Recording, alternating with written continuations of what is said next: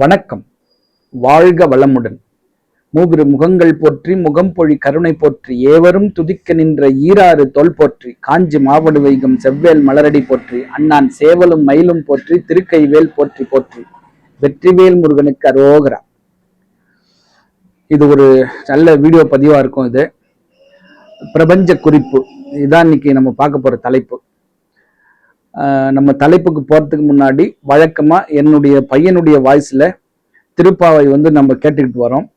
இன்னைக்கு கேட்க போறது திருப்பாவையோட 30வது பாசுரம் இன்னைக்கு கேட்க போறோம். கடைசி பாசுரம். அதாவது ஆண்டாள் இந்த 30 பாசுரத்தின் பாடினால் என்ன பலன் கிடைக்கும் என்பதை இந்த பாசுரத்துல முத்தாய்ப்பா சொல்லியிருக்காங்க. அதாவது பெருமாளுடைய திருவருள் பெற்று நீங்க எங்க போனாலும் நல்ல வாழ்க்கை வாழ்வீங்க. இந்த 30 பாசுரத்தையும் பாடுறவங்க திருமாலினுடைய சிறப்பு பெற்று திருமாலினுடைய பெருமைக்கு பாத்திரமாகி அவர் ஒரு நிறைய செல்வத்தை கொடுப்பாராம். காரணம் பெருமாள் மகாலட்சுமியை தன் மார்ல வச்சிருக்கிறதுனால அந்த மகாலட்சுமி உங்களுக்கு செல்வத்தை வாரி கொடுப்பாங்க. ஸோ எல்லாரும் இந்த 30 திருப்பாவையும் பாடுங்க, அல்லது பாடுறதுக்கு ட்ரை பண்ணுங்க. நீங்களும் அந்த பெருமாளனுடைய திருவருள் பெற்று செல்வ செழிப்பான வாழ்க்கை வாழ வேண்டும் என்று நானும் ஆண்டாளை பிரார்த்திக்கின்றேன். வாங்க எல்லாரும் சேர்ந்து என்னுடைய பையனுடைய வாய்ஸ்ல இந்த ஆண்டாளுடைய 30வது திருப்பாவை வங்க கடல் கடைந்த மாதவனை கேட்கலாம். வாங்க. வணக்கம்.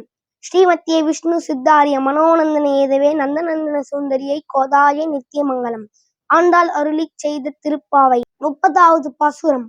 வங்கக்கடல் கடைந்த மாதவனை கேசவனை திங்கள் திருமுகத்து சேழையார் சென்றெஞ்சி அங்கப்பறை கொண்ட ஆற்றை அணிபுதுவை பைங்கமல தன் திரியில் பட்டபிரான் கோதை சொன்ன சங்கத் தமிழ் மாலை 30ம் தப்பாமே இங்கி பரிசுரிப்பார் ஈரிரண்டு மால்வரை தோல் செங்கன் திருமுகத்து செல்வத் திருமாலால் எங்கும் திருவருள் பெற்று இம்புருவர் அம்பாவாய்.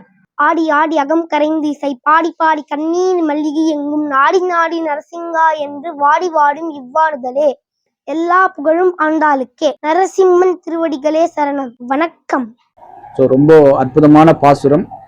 நீங்க அந்த 30 பாசுரமும் நீங்க பாருங்க, படிங்க.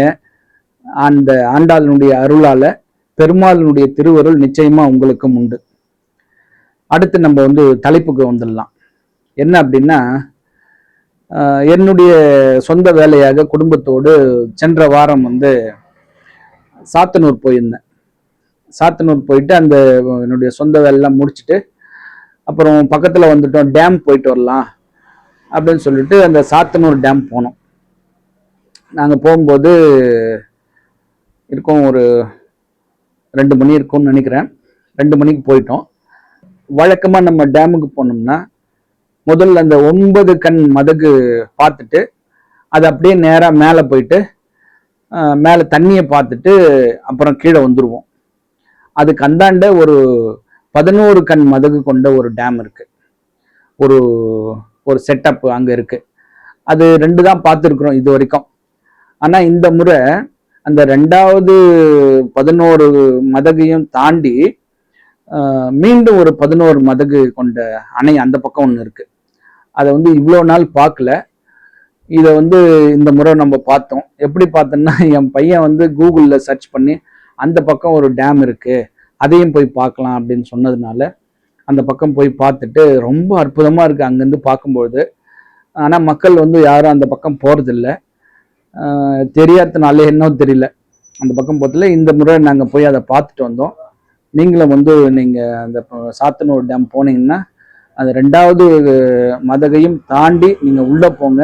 அங்கே ஒரு 11 கண் மதகு இருக்கு, அதையும் பார்த்துட்டு வாங்க. அங்கேருந்து பார்க்கறதுக்கு டேம் ரொம்ப சூப்பர்பா ஒரு கண்ணுக்கு குளிர்ச்சியான ஒரு அமைப்பா இருக்கு. இப்போ தண்ணி ஃபுல்லா இருக்கிறதுனால ரொம்ப அழகா இருக்கு. அங்கிருந்து பார்க்கும்பொழுது அந்த டேம் பார்த்துன்னு இருக்கும்போது என்னுடைய ஃபோனுக்கு ஒரு அழைப்பு. என்னுடைய நண்பர் கூப்பிடுறாரு. அவருடைய மகளுக்கு திருமணம் பண்ணி முடிஞ்சு அவங்கள அவங்களுடைய மருமகனுக்கு ஒரு வேலை காரணமாக ஒரு இடம் பார்த்துருக்கோம், வீடு, வாடகை வீடு. இந்த வீட்டுக்கு குடி போகலாமான்னு கொஞ்சம் பார்த்து சொல்ல முடியுமான்னு கேட்குறாப்புல. சரி நண்பா, நான் இந்த மாதிரி சாத்தனூர் டேம்ல இருக்கேன், நான் ஈவினிங் பார்க்குறேன் அப்படின்னேன். சரி வாங்க அப்படின்னு சொல்லிட்டாரு. அந்த டேம்லாம் பார்த்து நாங்கள் முடிச்சுட்டு கொஞ்சம் நண்பருக்காகவே சீக்கிரமாக கிளம்பிட்டோம் அங்கேருந்து. ஏன்னா அவரும் வெளியூர் போகணும் அப்படின்றதுக்காக அங்கேருந்து சீக்கிரமாக கிளம்பி திருவண்ணாமலை ரீச் பண்ணும்போது 6 மணி ஆயிடுச்சு. இப்போ அவங்க நண்பர் நண்பா நான் எங்கே வரணும், லொக்கேஷன் கொஞ்சம் ஷேர் பண்ணுங்க அப்படின்னு என்னுடைய நண்பர் அந்த லொக்கேஷனை அனுப்பியிருந்தார். அந்த கூகுள் மேப்பில் அந்த லொக்கேஷனை ஃபாலோ பண்ணிங்கன்னு நாங்கள் டைரக்ஷன் போட்டு போயிட்டே இருந்தோம். அதாவது மெயின் ரோட்லேருந்து அந்த தெருவுக்கு அந்த வீட்டுக்கிட்ட போகிறதுக்கு மெயின் ரோட்லேருந்து இறங்குறதுக்காக அதை டைரக்ஷன் காட்டுது. அந்த தெருவில் இறங்கின உடனே டக்குன்னு ரூட்டை மாற்றி இந்த தெருவில் போங்க அப்படின்னு சொல்லி ரூட்டை மாற்றுது. வண்டி இறங்கி ஒரு 20 அடி தூரம் போயிடுச்சு. அதுக்கப்புறம் வண்டி ரிவர்ஸ் எடுத்து அடுத்த தெரு அந்த டைரக்ஷன் காட்டின தெருவில் போனோம். கரெக்டாக வீட்டாண்ட போயிட்டோம். அந்த வீட்டை போய் பார்த்தாச்சு. அதுக்கப்புறம் உள்ளாரெல்லாம் போய் பார்த்தோம். நல்லா தான் இருக்குது. ஒரே ஒரு bedroom, hall with attach kitchen, ஒரு அட்டாச்சு பாத்ரூம். நல்லா இருக்கு. புது வீடு. இன்னும் கன்ஸ்ட்ரக்ஷன் கம்ப்ளீட் ஆகிறதுக்கு ஒரு 5% இருக்குது. அதுக்குள்ளே பெயிண்டிங்லாம் பண்ணியாச்சு. நல்லா இருக்கு வீடு.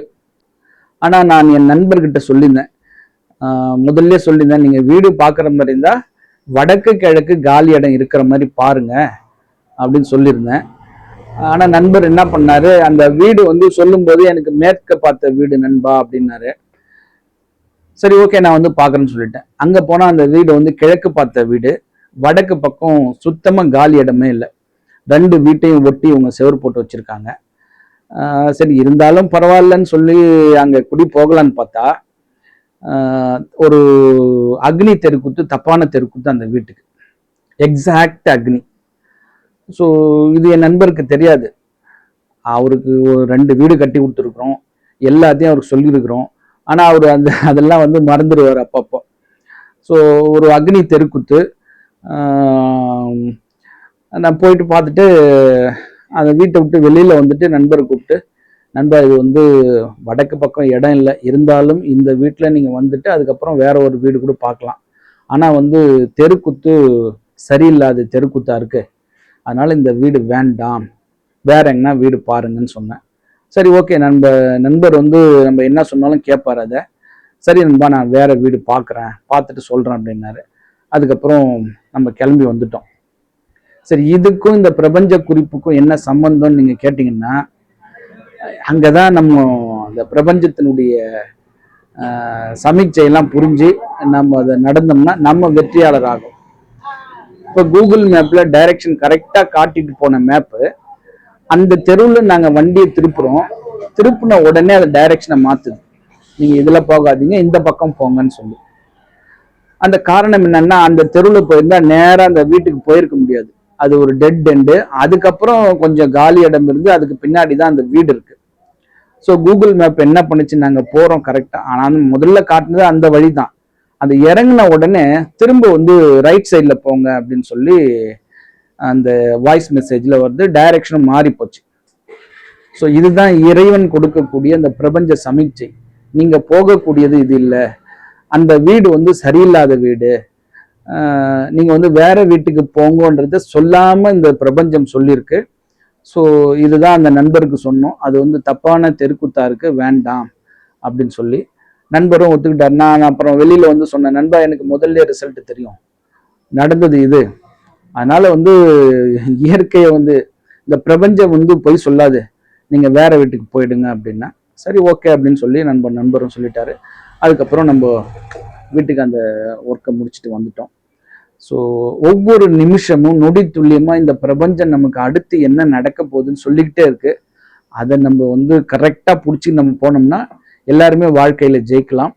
அப்படி எல்லாருமே வாழ்க்கையில் ஜெயிக்கணும்னு சொல்லிட்டு நான் வணங்கக்கூடிய திருச்செந்தூர் முருகரை மனமாற பிரார்த்திக்கின்றேன்.